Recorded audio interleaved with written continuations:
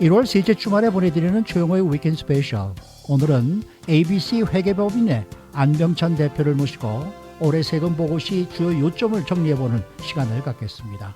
어서 오십시오. 네, 안녕하세요. 네, 새해가 밝았는데 복 많이 받으십시오. 네, 감사합니다. 네. 네, 제 부회장님께서도 복 많이 받으시고 무엇보다 건강하시기 바라겠습니다. 네, 검도 아직도 계속 하십니까? 네, 작년 12월 말까지 검도를 했었는데요. 네. 지금 상황이 좀 심각해지고 있어서 1월 달에 잠시 쉬고 있습니다. 어떻게 회원들이 많이 나와요? 그래도 12월까지? 너무 하고 싶어 하는데요. 왜냐면 요즘 운동할 것들이 없으니까. 맞아요. 네, 그렇지만 그 제한된 인원만 운동해야 되기 때문에 지난해 말까지는 한 10명 정도만 제한해서 운동을 했었고 그런데 이제 이번 달 들어서 잠시 중단했습니다. 검도협회 회장이시죠? 네, 그렇습니다. 회원이 몇 분이나 돼요? 회원이 저희 그러니까 저희 협회 회원들만 한 300여 명 됩니다. 많네요. 네, 그렇습니다. 한 11개 도장이 조인하고 있고요. 네. 네. 그럼 이 검도라는 건 전 뭐 무식해서 여쭤봅니다만은 검도라는 게 이게 종주국이 어디입니까? 검도라는 것은 이제 일본에서 이제 사무라이 시대가 이제 접어지면서 그렇지만 이제 그 사무라이들이 뭔가를 해야 될 거 아니에요. 그래서 이제 나무로 이제 그 시합하는 운동을 하는 이제 그런 형태로 가다가 이것이 종파가 일본에 상당히 많이 있습니다. 그런데 이것을 이제 통일시켜 가지고 검도라는 이름으로 이제 스포츠화 시킨 거죠. 그래서 사실은 이 검도는 검도 종주국은 일본입니다. 일본이군요. 네. 그런데 이제 그 외정 시대 때 일본 사람들이 이제 그 검도를 가리키면서 한인들이 많이 그 배웠죠. 네. 그래서 이제 해방이 되면서 독립을 하면서 그 검도했던 분들이 계속해서 이제 검도 도장을 유지하면서 지난 80년대 그 모래시계라고 한국에서 맞아요. 굉장히 유행했던 그런 드라마가 있었는데 그 드라마 때문에 갑자기 그냥 확산이 되었던. 그래요. 네, 그 당시에 뭐 미국에서도 우리 동포사에서도 아주 검도 붐이 일었었죠. 네. 검도 하신 지 얼마나 되셨어요? 저는 20년 좀 넘었습니다. 그럼 뭐 그것도 단 몇 단이다 뭐 이게 있습니까? 그렇죠. 예. 몇 단이세요? 저는 5단입니다. 옆에 가면 안 되겠네. 근데 뭐 저보다도 이제 젊어서 하신 분들은 뭐 7단 뭐 이렇게 돼 있는 분들이 있는데 단보다도 건강과 정신 건강 그리고 뭐 여러모로 정말 저는 정신 건강에 그렇게 좋다 그러더라고요. 네, 아주 많이 인조이하고 있습니다. 아니 그러나 저러나 지금 조 바이든 대통령 당선인이 또 새로 뭐 $1,400씩을 더 주겠다 이런 이제 얘기를 하고 있는데 이게 뭐 확정되려면 아직 좀 멀었죠. 그렇습니다. 우선 이제 1월 20일 날 취임을 하게 되면 아마 이제 제일 먼저 해야 될 할 일 중에 그 일 같은데 그렇게 되면 이제 하원을 통과해야 되고 상원을 통과하면 이제 법으로 확정돼서 시행이 될 수 있습니다. 근데 아시다시피 하원 통과는 제가 볼 때는 어렵지 않을 거라고 생각이 돼요. 그동안 모든 하여튼 그 빅 플랜들은 하원을 다 통과했었으니까요. 그런데 이제 상원에서 아직까지는 이제 민주당과 공화당이 50대 50이어서 만약에 50대 50이 된다 그러면 이제 부통령 역시 민주당 쪽이니까 당연히 이제 뭐 패스가 될 거라고 보아지지만 지금 가장 큰 걸림돌은 예산입니다. 미국 정부에서 쓸 수 있는 예산이 무한정으로 물론 미국에서 돈을 찍기 때문에 뭐 한계가 없이 뭐 쓸 수 있다고도 볼 수 있겠지만 지금 현재 미국의 국가 채무가 굉장히 상당히 높고 그리고 계속 2020년도도 재정 적자가 일어나고 2021년도도 재정 적자가 예상이 되고 있고 그렇기 때문에 이제 그런 문제 때문에 좀 더 보수적인 이제 공화당 그 상원에서 통과가 될지는 여전히 미지수이고 주류 언론에서도 상원이 가장 큰 걸림돌이다. 만약에 통과가 된다 하더라도 좀 조정돼서 통과가 된다든지 전체 예산에서 지금 1조 9천억 달러 그 규모인데요. 상당히 큰 규모이죠. 그렇기 때문에 조정돼서 통과가 되든지 그러지 않을까 하는 생각이 듭니다. 자, 지난해에는 소득세 신고 마감이 이 4월 15일에서 7월 15일로 연장이 됐었어요. 네, 그렇죠? 그랬었죠. 올해도 어떻게 보세요? 연장이 될까요? 올해는 지금 현재 국세청에서는 그 연장에 대한 발표는 없습니다. 그런데 작년에 7월 15일로 연장한 것의 가장 키포인트는 뭐냐면 4월 15일까지 세금을 내지 않으면 페널티가 부과됐었는데 그랬었죠. 7월 15일까지 내도 된다는 거였었거든요. 그러나 세금 보고 연장 신고 자체는 여전히 4월 15일까지 어려울 경우에는 6월 15일까지 6개월 동안 연장을 해서 10월 15일까지 가능합니다. 그래서 지금 현재 상태로 보아서는 작년처럼 그렇게 세금 납부 자체를 페널티를 부과하지 않고 7월 15일로 연장하는 한은 금년에는 적용되지 않지 않을까 이런 생각이 듭니다. 그래서 아직까지는 국세청에서 그런 발표는 없습니다. 네. 그럼 지금 뭐 W2 폼이나 이런 거 준비하시느라고 바쁘시겠네요. 지금 그렇죠. 2020년 연말 우리 한국말로 표현은 연말 정산. 그렇죠. 그것 때문에 지금 많이 바쁩니다. 지난 2020년에는 그 코로나19로 인해서 연방 정부, 주정부, 로컬 정부에서 정말 여러 가지 경제 구제안들이 발표되고 또 시행이 되어 왔었습니다. 네, 그렇죠. 이것이 이러한 경제 지원들에 대한 세금은 어떻게 되는 거예요? 네, 말씀하셨던 것처럼 연방 정부뿐만 아니라 주정부에서도 경제 지원이 많이 있었고 또 로컬 정부 차원에서도 경제 지원이 있었는데요.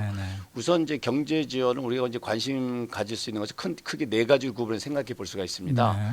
첫 번째는 이제 1,200달러씩 받았던 경제 지원금은 아시다시피 비과세예요.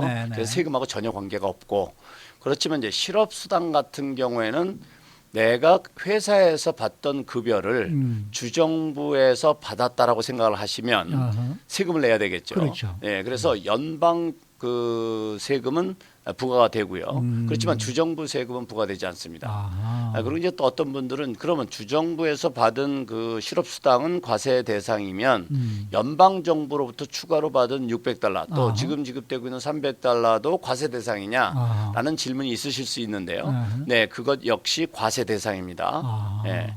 그렇게 하고 이제 그 지금 아마 이제 받기 시작하실 텐데요. 각 주정부로부터 1099G라는 폼을 받게 됩니다. 그래서 실업수당 받으신 분들은 그 폼에 나와 있는 숫자가 정확한지 확인을 해보시고 그래서 본인이 받은 실업수당과 맞으면 그것은 반드시 2020년 소득세 신고할 때 포함하셔야 됩니다. 네, 그렇죠. 그리고 이제 또 어떤 분들은 실업수당을 받으시면서 원천징수를 하신 분들이 계세요. 세금을 떼달라고. 그러면 거기에 1099G에 본인이 세금 부담한 금액이 얼마인지가 다 표시가 되어 있습니다. 그러면 이제 그거 금액만큼은 이제 크레딧을 받으실 수가 있으시고요.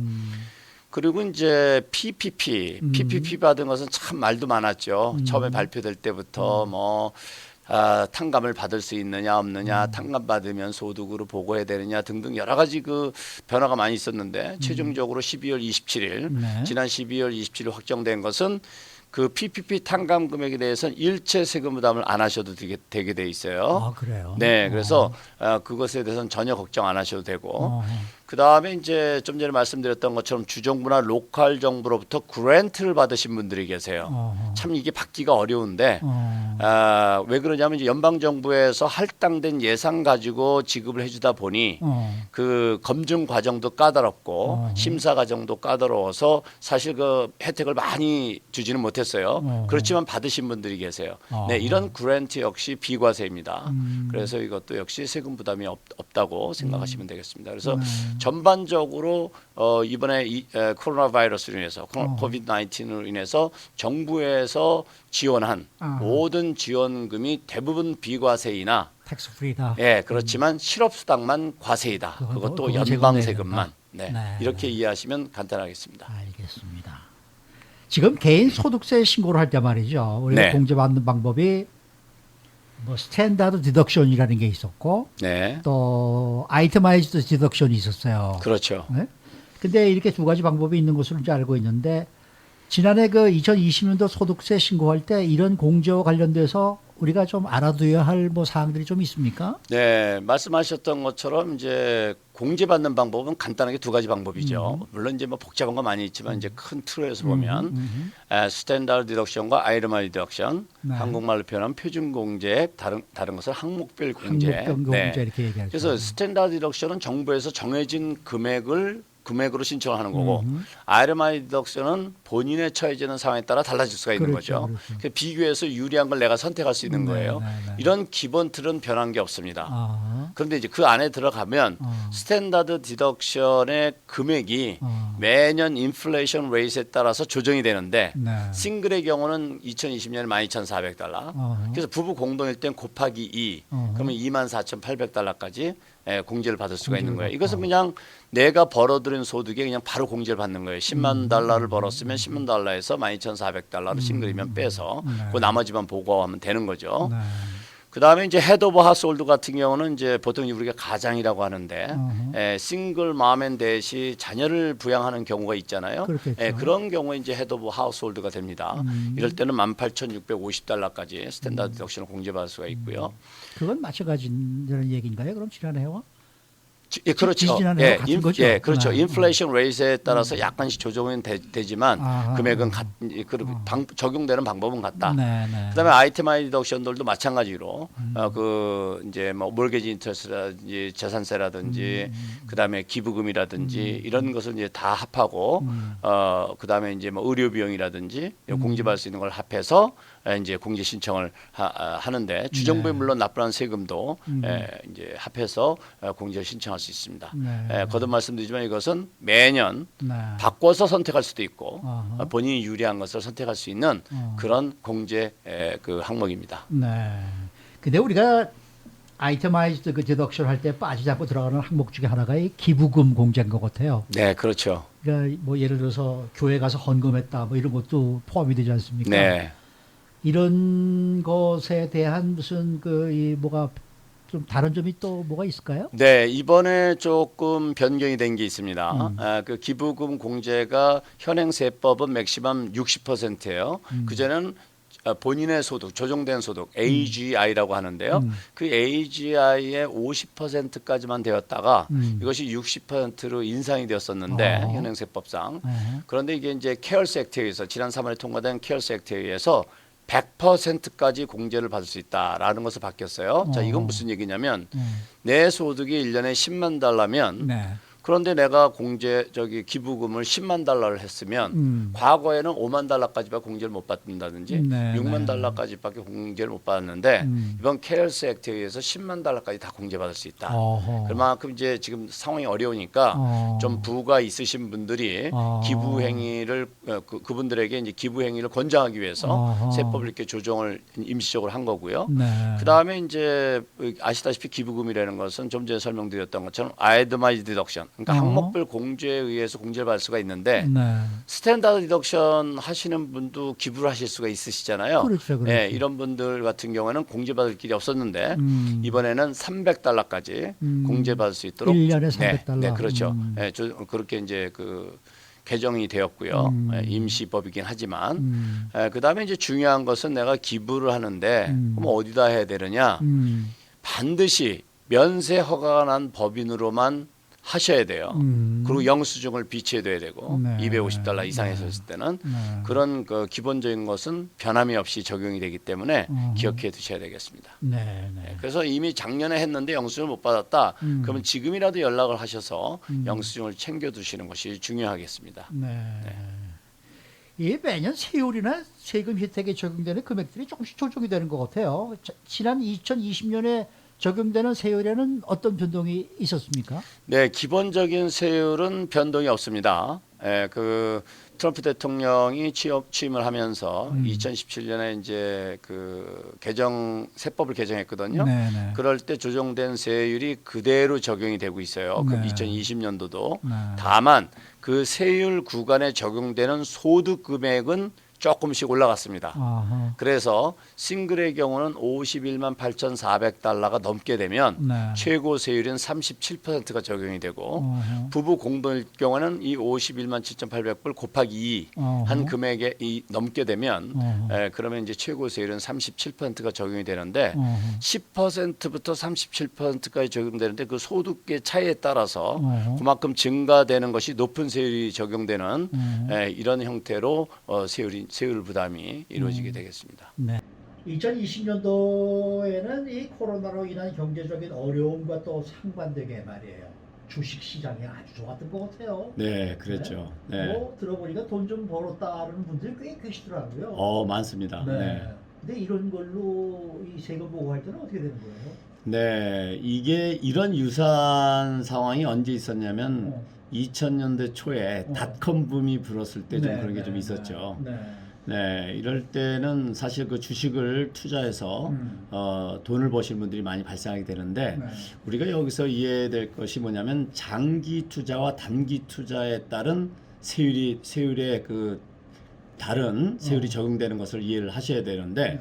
자, 일반적으로 우리가 장기다 단기다는 기준을 1년을 두고 합니다. 어. 그래서 세법상 그래서 1년이 넘게 되면 장기 투자가 되고 1년이 안 되면은 단기 투자가 돼요. 아하. 그래서 일반적으로 돈을 많이 벌으시는 분들은 음. 단기 투자하시는 분들이 많아요. 음. 그래서 올라갔을 때 딱 팔고 기다렸다가 내려가면 또 내려간 주식을 사고 그래서 또 네, 다시 네. 올라가면 팔고 이렇게 해서 번복을 하면서 어떤 그 본인의 그 프린스플이 점점점 증가하고 이익금이 증가하는 그런 형태가 되는데 이럴 경우에는 전부 단기 투자가 되겠죠. 네.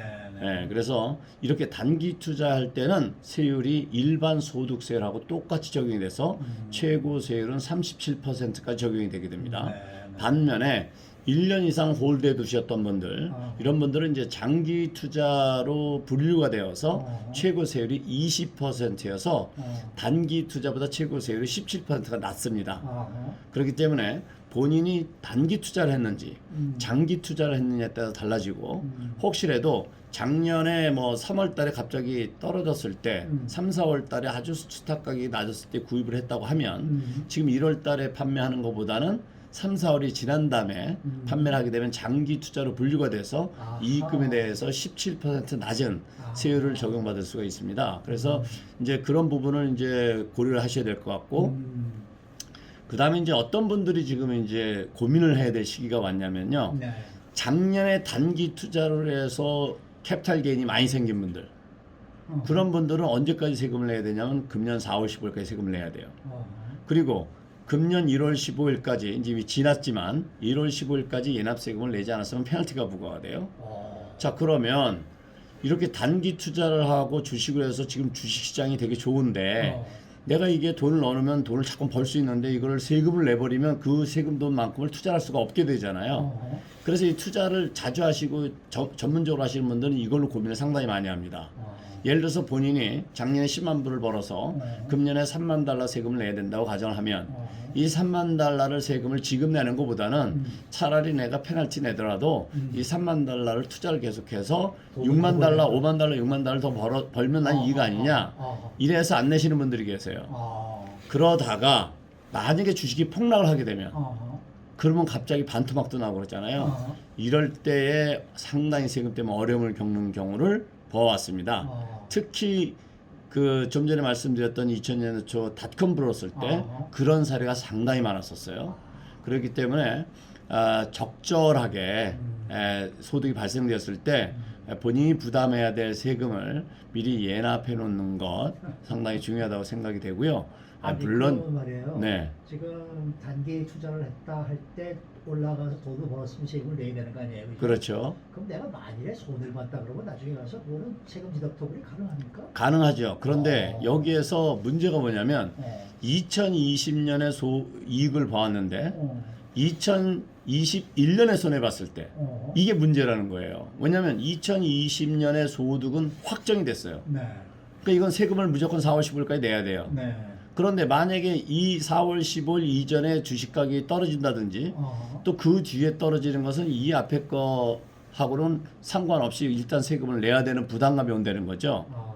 물론 이제 손해가 많이 났을 경우에는 당해년도에 손해 난 건 당해년도 이익하고 상쇄가 가능해요. 그렇지만 또 이것이 금년에 손해를 많이 보고 내년에 가서 이익 본다. 이랬을 때는 그 성격에 따라서 그 손해 본 거를 공지받을 수 있는 것이 제한을 받을 수가 있어요. 그렇기 때문에 지금 이제 금년 이제 4월 15일까지 요 사이에는 가장 지금 이제 그 고민에 빠져 있는 분들은 2020년에 많은 단기 차익을 보신 분들이 세금을 내야 되는데 혹시라도 주식 가격이 빠진다든지 또는 계속 욕심이 생겨서 계속 투자를 하고 밀어놓는다든지 이럴 때는 상당히 조심스럽게 신중하게 결정을 하셔야 되는 그런 순간이라고 생각합니다. 한편으로는 그런 고민이라도 할 수 있었으면 좋겠습니다. 그렇죠. 뭐 이런 주식 투자 같은 건 정뭐 저하고는 이 관계가 없는 그러한 이제 이저 분야이기 때문에. 네. 네. 이 주식 투자는 사실 지금 말씀하신 것처럼 그 본인들이 가지고 있는 성품하고 상당히 많은 연결이 있습니다. 그래서 이렇게 저는 이제 뭐 이런 표현은 적절치 않을 수도 있는데 단기 투자를 많이 하시는 분들은 갬블과 같아요. 네. 그래서 실제로 그렇게 투자하시는 분들을 얘기 들으면 본인은 하시면서 권장은 또 안 해요. 스트레스를 너무 많이 받거든요. 샀다가 떨어졌다. 그분들이 항상 이기는 건 아니거든요. 네. 예, 손해 볼 때도 있거든요.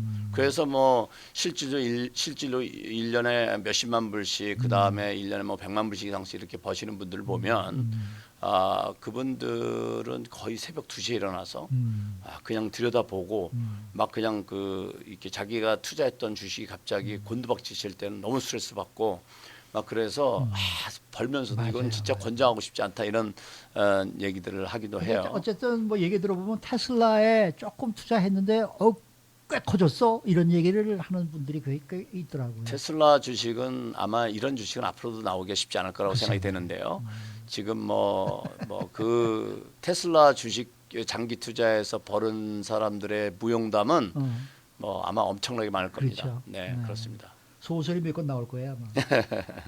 또 왜 그 좀 경제적인 어려움으로 인해서 지난해 그 모아두었던 은퇴연금 이걸 찾아서 또 저희 생활비로 쓰신 분들이 꽤 많은 것 같은데 이렇게 은퇴연금을 빨리 인출하는 것에 대한 경제적인 지원 정책이 있었던 것으로 알고 있습니다. 어떻습니까? 네, 그렇습니다. 이번 케어스 액트에서 일반적으로 이제 평상시에는 은퇴연금에 불입된 것을 59.5세 이전에 인출을 하게 되면 네. 소득세 말고 별도의 10% 페널티가 부과가 됩니다. 예. 그러니까 이 은퇴연금에 불입하면 불입할 때 세금을 내지 않습니까? 내지 않지 않습니까? 그렇지만 나중에 인출할 때 세금을 내야 되는데요. 그 세금 말고 10%더 페널티가 부과되는데 이번에 케어스 액트에서 많이 어려움이 있을 수 있으니까 이 은퇴연금 중에 10만 달러까지 미리 인출을 하게 될 경우 59.5세 이전에 인출하게 될 경우 페널티를 면제해주는 그런 그 법안이 통과가 돼서 그런 이제 만약에 59.5세 이전에 은퇴연금을 인출했다고 하면 이 페널티는 걱정 안 하셔도 될 것 같아요. 그런 다음에 만약에 그러면 이제 세금은 내야 되잖아요. 세금은 내야 되겠죠. 네, 그런데 본인이 케어스 액트 임시 필요해서 인출을 했는데 다시 미래를 위해서 불입을 하고 싶어요. 그럴 경우에 3년 이내에 다시 불입을 하면 지금 내는 세금은 다시 환불을 받으실 수가 있으세요. 잠깐만 다시 한 번 얘기해 주세요. 네, 59.5세 이전에 아하. 인출을 해서 아하. 세금을 납부했잖아요. 네네네. 그런데 본인이 3년 이내, 지금 내가 인출하고 나서 3년 이내에 아하. 나는 다시 미래를 위해서 다시 은퇴연금을 불입하고 싶어. 아하. 그래서 다시 재불입을 했다고 하면 아하. 이 낸 세금을 다시 환불받으실 수가 있으세요. 아 그래요? 네. 그래서 그걸 기억해 두시고 그다음에 이제 이 은퇴연금은 70.5세가 넘으면 무조건 맨데트로 나오더라고요. 인출을 해야 돼요. 네네네. 네. 그런데 이것도 72세로 연장을 했습니다. 어. 네. 그래서 이제 혹시 70.5세가 되셔서 인출을 해야 되는 상황이신 분들은 72세로 연장이 되었으니까 참고하시면 도움이 되겠습니다. 네. 네. 근데 이게 뭐 코로나19가 지금 뭐 확산이 뭐 줄어드는 게 아니라 점점 더 확산이 되는 듯한 그런 느낌이 들고 있는데 제 주위에도 뭐 사실 지금 코로나19로 인해서 입원하신 분들도 계시기도 하고 네. 또 뭐 돌아가셨다라는 얘기가 좀 들리기도 하고 뭐 이런 게 좀 있더라고요. 네. 그렇게 되면은 지금 혹시 이 가족 중에 말입니다. 이 코로나19 확진 때문에 병원에 입원을 하거나 치료비를 이제 지불을 하거나 뭐 이제 이런 경우가 있을 거 아니겠습니까? 그렇죠. 네. 이런 병원비나 치료비는 세금 공제가 가능합니까? 네, 가능합니다. 뭐 저도 그 어제 뉴스를 듣고 뭐 거의 이 로스앤젤레스 카운티 같은 경우는 3명 중에 1명이 3명 중에 1명이래요. 예, 그 감염이 됐다는 소식을 듣고 깜짝 놀랐습니다. 물론 이제 이렇게 계산을 해보니까 그런 비율이 된다는 그렇죠, 얘기죠. 그렇죠. 네네네. 네, 그만큼 코로나 바이러스의 그 전염된 그 그 인구수가 네, 상당히 네. 많다는 건데 그렇게 되면 일단은 제 주위에도 그 걸려서 고생하시는 분들 보면 보통 보니까 한 1, 2주는 기본적으로 고생을 하시더라고요. 네. 그래서 만약에 이제 병원에 입원할 정도로 어려움을 겪게 되면 아시다시피 미국의 병원비가 상당히 비싸지 않습니까? 그렇죠.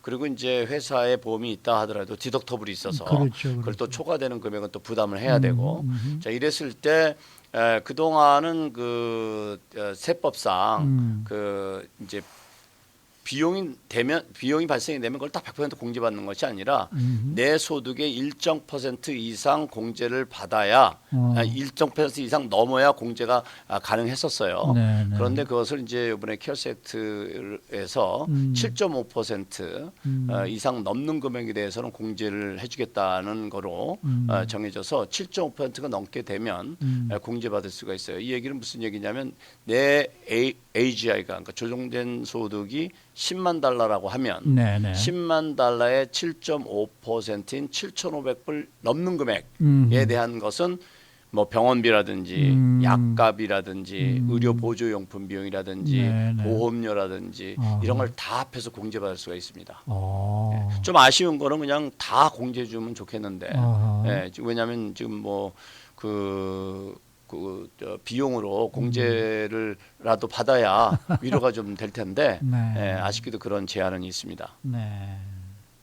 아무래도 지난해 2020년도에는 예년에 비해서 소득이 뭐 줄으신 분들이 상당히 많을 거예요. 그렇죠? 그렇죠. 네. 네. 이렇게 저소득층들에게 도움이 되는 세금 혜택이 뭐가 있을까요? 네, 있습니다. 우선 이제 크게 두 가지 나눠 생각해 볼 수가 있는데 하나는 이제 차일드 텍스 크레딧이라고 그래서 네. 17세 미만의 그 자녀가 있을 경우에 그 자녀당 2,000달러씩 그 크레딧을 줍니다. 네. 그래서 이게 큰 도움이 될 거라고 생각이 되어지고요. 이 자녀라는 것은 꼭 내가 낳은 친자녀만을 의미하는 것은 아니고 양자녀라든지 그다음에 이제 뭐 의붓 자녀도 있잖아요. 재혼하신 분들 같은 경우에는 그런 그 스텝선, 도럴도 다 해당이 되고 네. 만약에 이제 조카들을 또 부양하시는 경우들도 있어요. 그런 경우도 다 해당이 됩니다. 그런데 이제 6개월 이상 이제 지원을 했었어야 되고요. 네. 그런 조건만 맞으면은 그 자녀당 2,000달러의 차일드 텍스 크레딧을 받을 수가 있습니다. 그 다음에 이제 그 earned income tax credit이라는 것이 있는데 이것은 상당히 오래된 텍스 크레딧으로 저소득층들에게는 정말 그 도움이 많이 되는 최고 6,660달러까지 크레딧을 받을 수 있는 아주 좋은 크레딧입니다. 네. 근데 한 통계에 따르면은 5명 중에 1명꼴로 자격이 되는데 못 받고 있다고 그래요. 아, 그래요? 그렇기 때문에 본인이 자격이 될 때 꼭 챙겨야 되겠는데 이 자격 조건은 부부 공동으로 보고할 때 58,000달러 이하라면 정확한 금액은 이제 56,844달러, 56,844달러 이하이면 해당이 돼요. 네. 그런데 이것이 소득이 적으면 무조건 많이 받는 것이 아니라 이렇게 커브로 되어 있습니다. 그래서 소득이 너무 없어도 금액이 없고 또 56,844달러가 넘어도 제로인데 아하. 그 중간쯤으로 가면 가장 많이 받아요. 그래서 그 중간쯤 되는 소득의 경우는 말씀드린 대로 최고 6,660달러까지 세금 혜택을 볼 수 있는데 이것은 가짜가 많아서 감사가 심합니다. 그래서 절대 가짜로 신청해서는 안 되겠고요. 그리고 이제 질문도 상당히 많아요. 그래서 본인이 해당되면 당연히 신청해서 혜택을 봐야 되겠지만 그 혹시 잘못된 신청을 하게 되면 국세청으로 감사를 받을 수가 있고 또 이것을 신청을 함으로 인해서 환불이 늦어질 수도 있어요. 그럼 왜 그러냐면 국세청에서 이걸 조사하느냐고. 네. 그래서 본인이 자기 되면 당연히 신청해야 되지만 혹시 무리해서 신청하시면 안 되겠다라는 말씀을 드립니다. 네. 네. 항상 저희 라디오 코리아에서 매년 텍스 세미나 하셨잖아요. 네, 그렇습니다. 올해도 어떻게 준비 중이십니까? 네, 뭐 이럭저럭 하다 보니까 97년부터 해서 20년이 넘었는데요. 글쎄 말이에요. 네.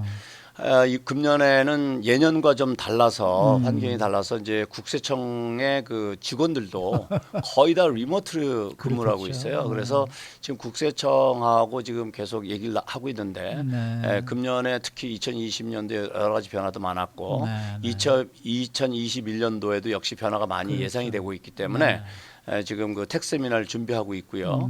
예년과 마찬가지로 연방과 주정부에 현재 근무하고 있는 감사관들, 공무원들을 초청해 가지고 뭐 사회보장연금을 비롯해서 네, 네. 여러 가지 그 세법에 관련된 변화, 그다음에 이제 경제 지원금에서 발생되는 여러 가지 이슈들 네. 이런 것들을 직접 그 현재 그 정부에서 근무하고 있는 공무원들로부터 네, 네, 네. 직접 들어보는 시간을 가질 예정입니다. 네. 아시다시피 그 2차 경제 지원을 비롯해서 1차부터 2차까지 상당히 그 많은 정보들이 쏟아져 나왔지만 대부분 그 어떻게 정부에서 직접 발표해서 이렇게 직접 듣는 기회는 거의 없고 없죠.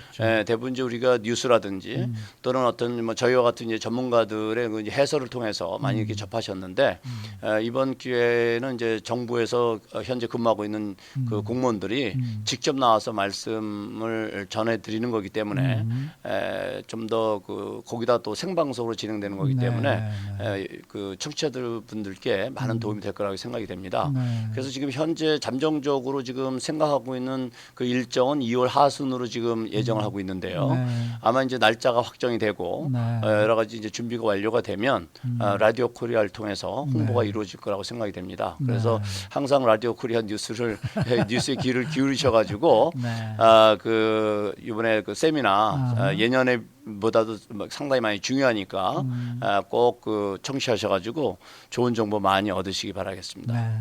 뭐 저희는 아무래도 라디오니까 뭐 안 되면은 저 직접 와서 대면 세미나가 안 되면은 뭐 전화로 연결을 해서 할 수도 있는 거죠. 네, 그래서 지금 현재 그 국세청 관계자들하고 그런 부분까지도 논의를 하고 있습니다.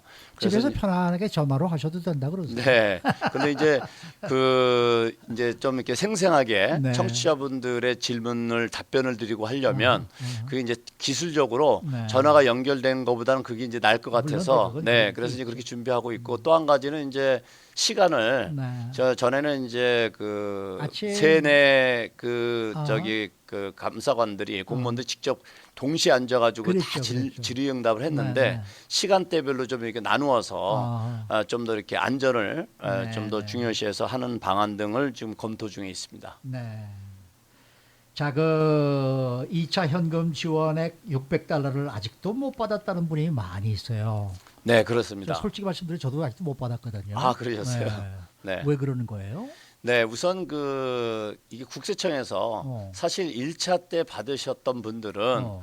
그대로 보내드리면 되거든요. 그렇기 때문에 1차 때 은행으로 받았던 분들은 바로바로 받으셨어야 그게 이제 제대로 다 들어가는 그렇겠죠. 거예요. 심지어는 어떤 분들은 뉴스를 잘 접하지 못하신 분들은 저한테 연락이 와서 내 구좌에 1,200달러가 국세청에서 왔는데 이거 혹시 무슨 내 세금이 잘못된 겁니까? 이렇게 질문해 오신 분이 있어요. 근데 제가 그 질문을 받고 조금 약간 황당했던 거는 사실 지금 경제지원금에 대한 소식이 많이 뜨겁잖아요. 이게 탑 뉴스인데. 네, 그런데 그분은 아주 여유가 많으신 분인 모양이네. 네, 아주 그냥 너무 편안하게 보내시는 것 같아요. 네. 그래서 이제 그 정부에서 지원해 드린 겁니다. 이렇게 말씀을 드린 기억이 나는데요. 그 600달러 아직 못 받으신 분들은 이제 1월 15일 그러니까 지난주 금요일이죠. 네. 금요일 날로 이미 지급이 끝났습니다. 어허. 법적으로 1월 15일까지 지급을 하게 되어 있기 어허, 때문에 네. 그래서 은행으로 간 분들은 다 갔고 어. 그 다음에 이제 수표로 갈 분들도 다 발송이 되었고 어허. 그리고 이제 그 데비카드 어허. US 데비카드로 받으실 분들도 다 갔을 거예요. 어허. 그래서 만약에 은행으로 직접 입금이 되지 않으신 분들은 어허. 수표 또는 데비카드로 받으실 겁니다. 어허. 근데 국세청에서 지금 노티스가 온 거는 뭐라고 노티스가 왔냐면 데비카드를 버리지 마라. 이제 왜냐하면 이 데비카드 잘 몰라가지고 특히 우리 그 이민자들이나 영어가 좀 불편하신 분들은 요즘 뭐 크레딧 카드나 이런 거 뭐 그냥 사인해라 이래가지고 오는 것들이 많이 있잖아요. 광고성 많죠. 카드가 그러니까 그런 거를 오해해서 버릴 수 있으니까 주의하라는 그런 그 안내문이 그 발송이 되었는데요. 그래서 만약에 은행 계좌로 직접 입금되지 않으신 분들은 돌아오는 주 또는 적어도 이달 말까지는 그 우편물을 잘 챙기셔서 네, 네. 수표 또는 그 데뷔 카드가 오면 잘 챙기시는 것이 중요하겠습니다. 네, 자, 네. 그럼 이제 또 질문이 생기는 게 나는 1차도 못 받았는데 2차도 못 받고 있다. 아, 그 어떻게 작년에 했으면 좋겠냐. 1,200달러를 못 받으신 분들이 계시다. 그렇죠. 어허. 그분들도 100만 명이 넘습니다. 아, 그래요. 네, 그런 분들은 2020년 소득세 신고에 음, 크레딧을 신청해서 받으셔야 됩니다. 아하. 네, 그래서 만약에 4월 15일까지 그 두 크레딧 두 그 지원금을 받지 못하셨다면 네. 2020년 그 소득세 신고를 서둘러서 하셔서 네. 세금 환불금 형태로라도 빨리 받으시는 것이 가장 좋습니다. 네. 지금 2차 PPP 준비하시느라고 바쁘시겠네요. 네, 지금 문의도 많고 어. 그런데 이제 지금 다행인 것은 1차 PPP는 너무 몰랐었어요. 많은 분들이요.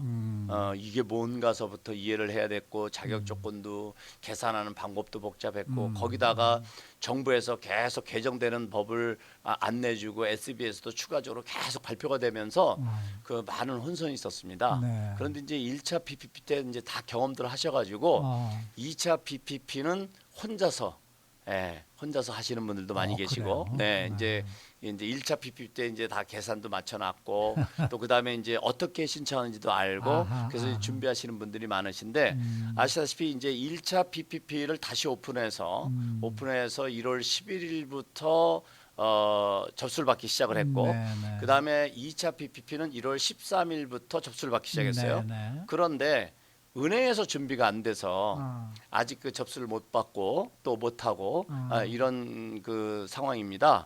그래서 이제 접수가 이미 시작된 데도 물론 있지만 아직 네. 그 준비가 안 된 데도 많이 있어요.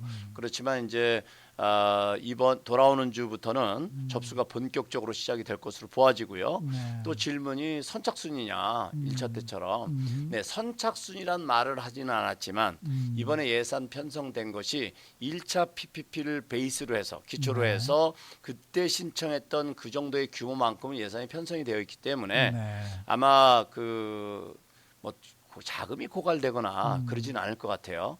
그렇다 하더라도 빨리 하는 뭐 게 일찍 낫겠죠. 신청해서 혜택을 그렇죠. 받으시는 게 좋죠. 어. 예, 그렇게 해서 부지런히 준비가 되신 분들은 빨리빨리 신청해서 하시는 게 좋을 것 같고 이제 은행 분들은 지금 뭐 아마 문의로 고생을 많이 하고 계실 거라고 정신없으실 생각이 돼요. 거예요. 그래서 은행에서도 일단은 진행이 되지 않더라도 접수를 받으면서 이제 아마 접수 받은 순으로 이것은 이제 처리하지 않을까 이렇게 생각이 됩니다. 네. 그래서 1차 PPP와 마찬가지로 이것 역시 은행에서 이제 다 검토를 해서 은행에서 결정을 파이널 결정하는 것이 아니라 은행을 이제 통과를 하면 이것은 이제 SBA 보내서 승인을 받아야 되거든요. 네, 뭐 네. 대부분 승인이 되지만 그렇게 해서 이제 특별한 하자가 없다면 승인이 돼서 올 건데 어떤 분들이 승인이 안 될 수가 있냐면 1차 PPP를 신청을 해서 forgiveness를 신청을 했는데 또는 1차 PPP 신청하고 아직 그 탕감 신청을 하지는 않았지만 SBA에서 무슨 이유든 간에 어떤 정보가 있어가지고 1차 PPP 신청하신 분들을 지금 감사를 하고 있을 경우에 어허. 이거 감사하고 있는데 통보를 아직 안 했어요. 네. 그럼 모르니까 2차 PPP를 그 대상자 신청할 거 아니에요. 네.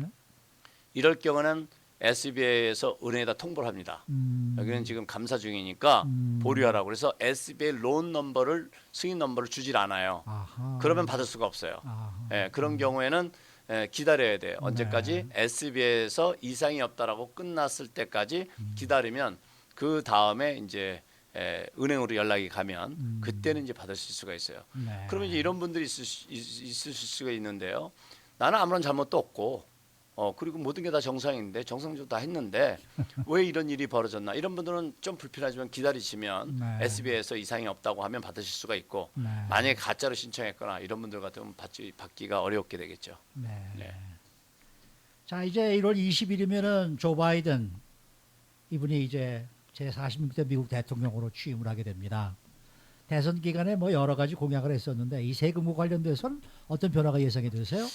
네, 일단 뭐 바이든 지금 이제 대통령 당선자 이제 곧 뭐 대통령으로 이제 취임하겠지만 그 당선 그러니까 후보 시절에 공약했던 대로 네. 세율 등 그 고소득자들한테 부담하는 네. 그런 그 부담이 높아지는 그런 세법이 진행이 될 것으로 보아집니다. 그렇겠죠.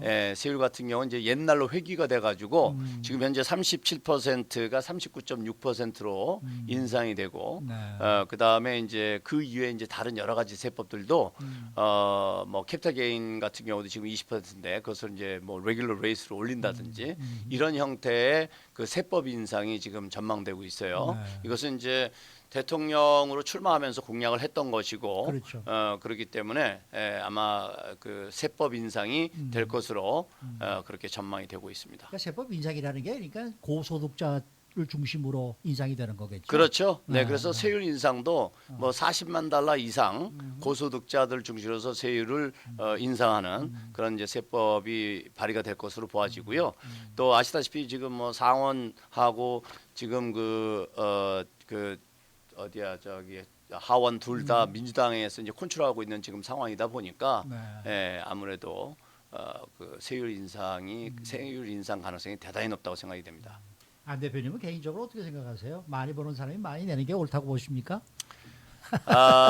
사실 뭐 이게 세율이 네. 37%가 됐던 35%가 되었던 아하. 그 높은 세율이라는 것은 그만큼 그 절대 수치가 반영이 되는 거기 때문에 아하. 고소득자가 자연적으로 세금 부담을 많이 하게 되어 있습니다. 네, 네. 근데 저는 개인적으로는 그 요즘 뭐 한국에서도 뭐 이익 공유해서 돈 많이 버는 사람들을 돈을 좀 내게 하는 네. 약간 강제 수당을 동원해서 하는 그런 이제 법안들도 이제 뭐 이제 추진하려고 하고 하는데 기본적으로 이제 자본주의에서는 아하.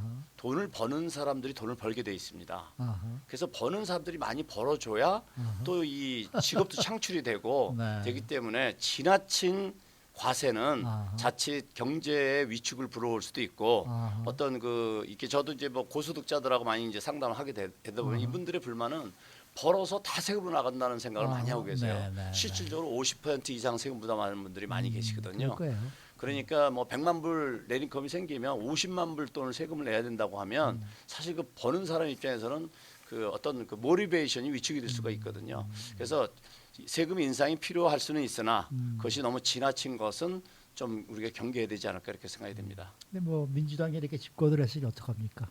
많이 보신 분들은 많이 내죠. 네, 네.